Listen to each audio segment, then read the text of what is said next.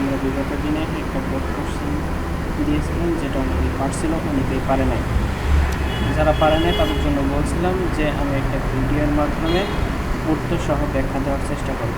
তো আমি ভিডিওটি করছি, ইনশাআল্লাহ সবাই মনোযোগ দিবেন। আশা করা হচ্ছে ভিডিও শেষে কিছু হলেও উপকৃত হবেন।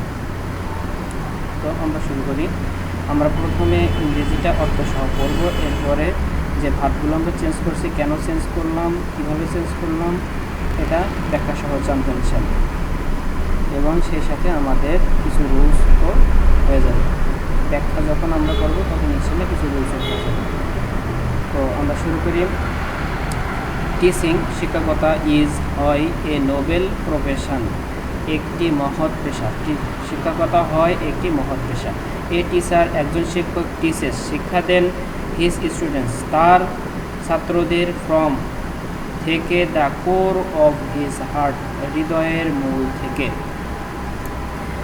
হি টিচেস হিজ স্টুডেন্টস, তিনি টিচেস, শিক্ষা দেন, হিজ, তার স্টুডেন্টস, ছাত্রদের, উইথ এ ভিউ টু, লক্ষ্যে, giving the light of education, শিক্ষার আলো জ্বালিয়ে দেওয়ার, তিনি তার ছাত্রদের শিক্ষা দেন, শিক্ষার আলো ছড়িয়ে দেওয়ার জন্য বা শিক্ষার আলো জ্বালিয়ে দেওয়ার জন্য। By getting the light of education, the light of education, শিক্ষার আলো, স্টুডেন্টস ক্যান, ছাত্ররা পারে, ইনলাইটেন, আলোকিত হতে, দেয়ার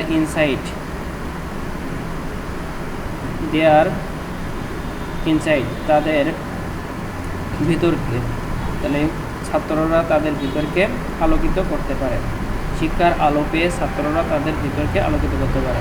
দ্য স্টুডেন্টস শুড লার্নস, ছাত্রদের, শুড লার্নস, শেখা উচিত, দেয়ার, তাদের, লেসনস, পার্ট, নাও, অ্যাজ দেয়ার, যেভাবে তাদের, টিচার্স, শিক্ষকরা, ইনস্ট্রাক্ট, নির্দেশনা দেন, দেম, তাদের, ছাত্রদের তাদের শিক্ষকদের নির্দেশনা অনুযায়ী পাঠ শেখা উচিত।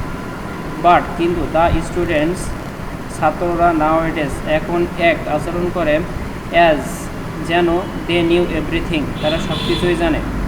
দে আর নট প্লেয়িং হিট, তারা পরামর্শ মানে না, দেয়ার স্টুডেন্টস অ্যাডভাইস, তারা তাদের শিক্ষকদের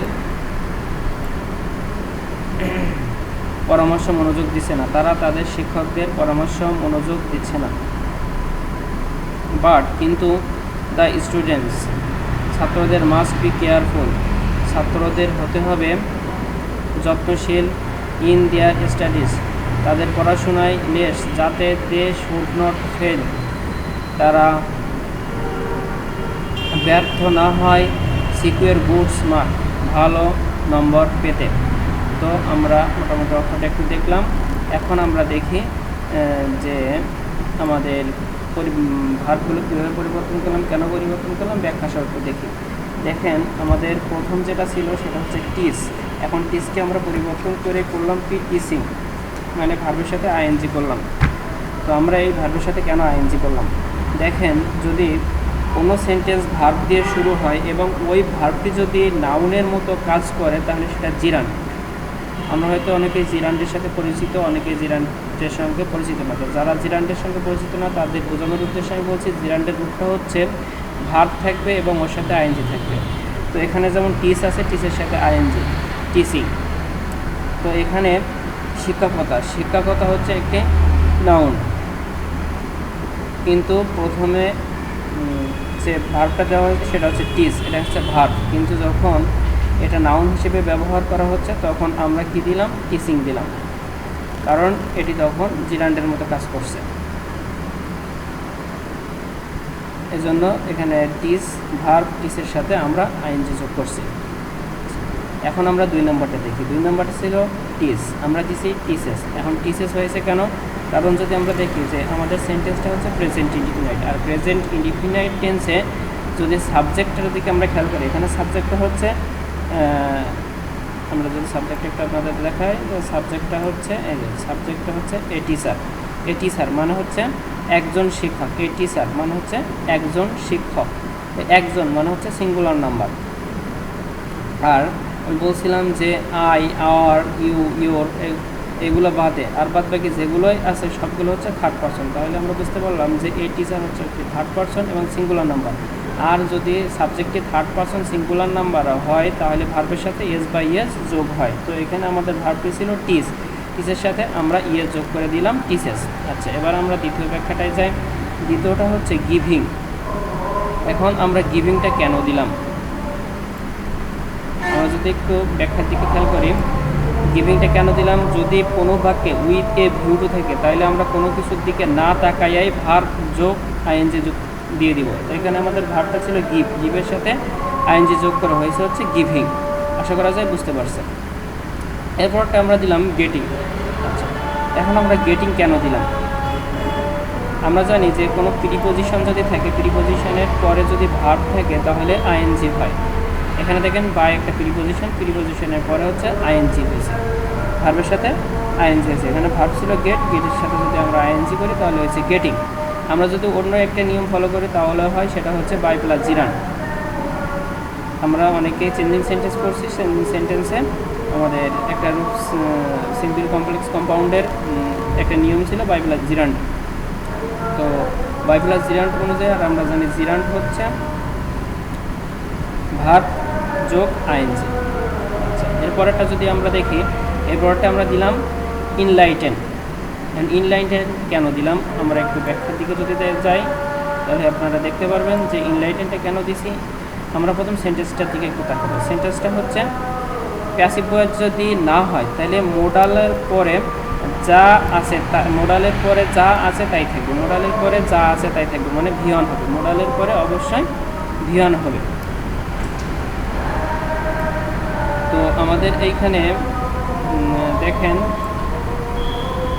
স্টুডেন্টস, স্টুডেন্ট হচ্ছে ছাত্ররা, ছাত্ররা হচ্ছে আচ্ছা আপনাদের আরেকটা কথা বলে নিই যে প্যাসিভ কীভাবে চিনবেন। প্যাসিভটা এভাবে চিনবেন যে দেখবেন যে সাবজেক্টটা ব্যক্তিবাচক কিনা বস্তুবাচক। সাবজেক্টটা যদি বস্তুবাচক হয় তাহলে প্যাসিভ, এবং ওই সাবজেক্ট সে নিজে না করে অন্যদের দিয়ে করে। আর যদি সাবজেক্টটা ব্যক্তিবাচক হয় তাহলে সেটা অ্যাক্টিভ। তো এখানে দেখেন স্টুডেন্টস, স্টুডেন্টস একটি ব্যক্তিবাচক সাবজেক্ট, এজন্য এটা প্যাসিভ নয়। আর প্যাসিভ যদি না থাকে তাহলে মোডালের পরে যা আছে তাই থাকবে। তো মোডাল হচ্ছে ক্যান, অনেকে হয়তো মোডাল সম্পর্কে আমরা জানি না। মোডাল হচ্ছে can, could, may, might, would, shall, should এইগুলা। তো এখানে হচ্ছে ক্যান মোডাল, মোডালের পরে ইনলাইটেন যা আছে তাই আছে। আচ্ছা, এরপরেরটা যদি আমরা দেখি ঠিক একই নিয়ম, শুড লার্ন। কারণ শুড লার্ন কেন দিলাম, এখানে আমাদের ছিল লার্ন। এখন দেখেন অর্থ অনুযায়ী শেখা উচিত, উচিত কথাটা যদি আসে তাহলে আমরা অবশ্যই শুড দিব। আর শুডের পরে লার্ন আমরা পরিবর্তন করলাম না কেন, এর আগের রুলসটাই আপনারা দেখছেন যে যদি প্যাসিভ ভয়েসে যদি না হয়, সেন্টেন্সটা যদি প্যাসিভ ভয়েসে না হয় তাহলে শুড যোগ মানে মোডাল যোগ ভিয়ন হবে। তো এখানে তাই স্টুডেন্টস ব্যক্তিবাচক, আর ব্যক্তিবাচক যেহেতু হয়েছে সেহেতু এটা প্যাসিভ নয়। আর যদি প্যাসিভ নয় সেহেতু শুড একটি মোডাল, মোডালের উপর অবশ্যই ভিয়ন মানে লার্ন যা আছে তাই থাকবে। আচ্ছা, এরপরটা দেখেন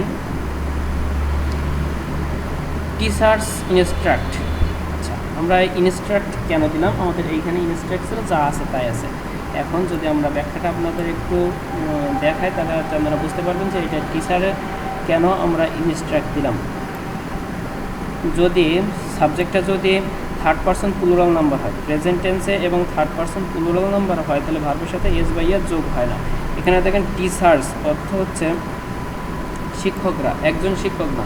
আমরা এর আগের রুলসটা দেখছিলাম যদি সিঙ্গুলার নাম্বার হয় তাহলে এস বাই এস যোগ হয়, আর যদি সিঙ্গুলার নাম্বার না হয় তাহলে এস বাই এস যোগ হবে না। তাহলে দেখেন টিচার্স একটি প্লুরাল নাম্বার, তো এরপরে যে ভাবটা আমরা বসাইছি ইনস্ট্রাক্ট, এর জন্য এর সাথে কোনো এস বাই এস আমরা দেই নাই। আচ্ছা, আপনারা কিভাবে বুঝবেন কোনটা, আচ্ছা আমি এটা পরে ক্লিয়ার করি। আচ্ছা, বাট দ্য স্টুডেন্টস আমরা এখানে নিউ কেন দিলাম, দেখবেন কোনো সেন্টেন্সে যদি অ্যাজ দ্য কথাটা থাকে তাহলে সাবজেক্টের পরে অবশ্যই ভিটু হবে, সাবজেক্টের পরে অবশ্যই ভিটু হবে। নো, নো এর ভিটু হচ্ছে নিউ। আচ্ছা, এরপরে